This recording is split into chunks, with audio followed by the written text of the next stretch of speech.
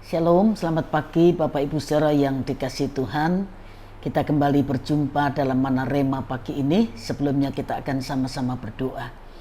Bapa, mengucap syukur buat kebenaran firman-Mu yang akan membekali kami, meneguhkan kami bahwa Engkau adalah Tuhan yang peduli bagi kami. Terima kasih, berkati hamba-Mu yang akan menyampaikan kebenaran firman, berkati juga semua dari kami yang mendengar kebenaran ini. Dalam nama Tuhan Yesus kami sudah berdoa, haleluya, amin. Bapak Ibu saudara sekalian, kita akan sama-sama belajar tentang berharga di mata Tuhan. Matius 6 ayat yang ke-30 saya baca.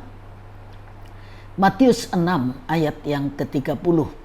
Jadi jika demikian Allah mendandani rumput di ladang yang hari ini ada dan besok dibuang ke dalam api, tidakkah ia akan terlebih lagi mendandani kamu, hai orang yang kurang percaya? Bapak Ibu saudara sekalian, buah peria, sebagian orang lebih mengenalnya dengan nama pari. Terkenal karena rasanya yang pahit, baunya pun tidak menyenangkan. Tetapi pernahkah kita memperhatikan bijinya?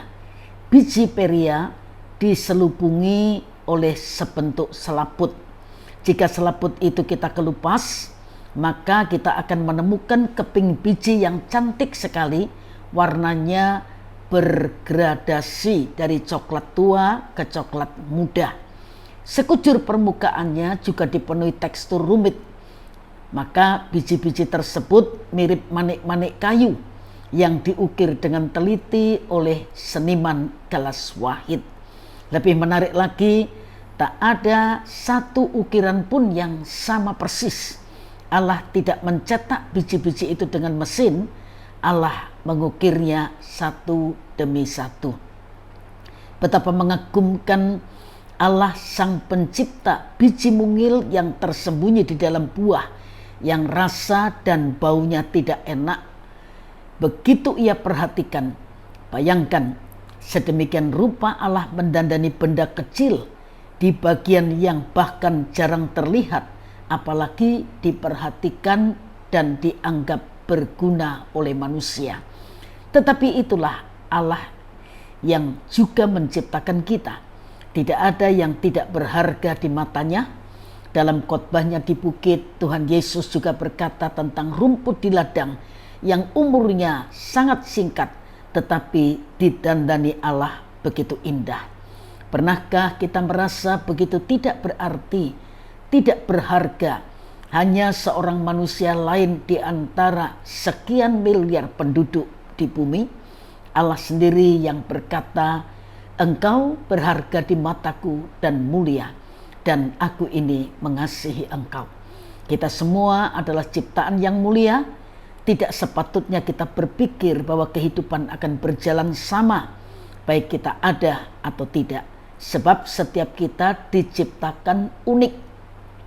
Bahkan ada peran unik yang telah dipercayakan Allah kepada setiap kita. Entah itu sebagai seorang istri, sebagai seorang ibu, sebagai seorang nenek, atau sebagai seorang anak.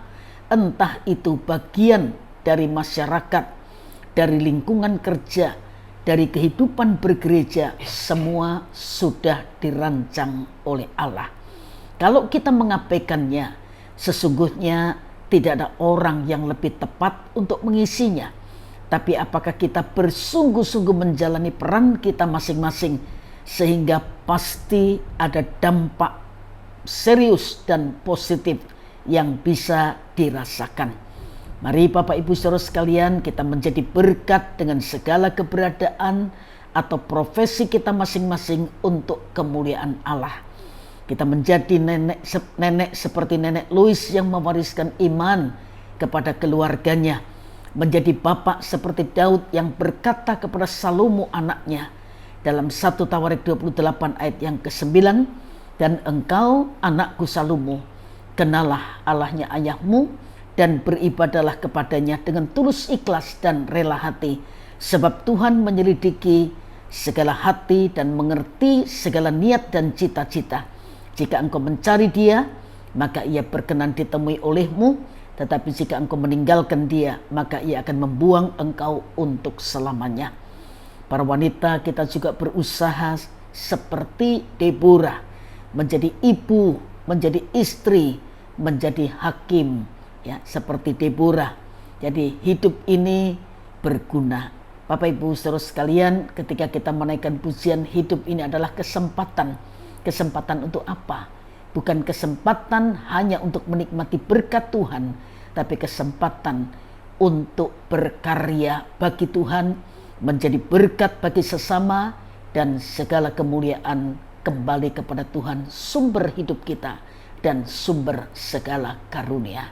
Tuhan memberkati Bapak Ibu saudara sekalian, dan mari kita sama-sama berdoa. Bapa, mengucap syukur buat kebenaran firman-Mu yang kami dengar pagi ini. Roh-Mu yang kudus memeteraikan dan memampukan kami menjadi pelaku firman, sehingga kami menjadi orang-orang yang berbahagia karena ketaatan kami dalam melakukan kebenaran firman-Mu. Hamba berdoa, berkati semua yang sedang mendengar kebenaran ini, dan kalau sebentar kami akan melanjutkan aktivitas kami yakini segala sesuatu yang kami lakukan yang sesuai dengan kehendak-Mu, Tuhan pasti memberkati dan membuatnya jadi berhasil. Dalam nama yang ajaib, yaitu nama Tuhan Yesus Kristus, kami sudah berdoa.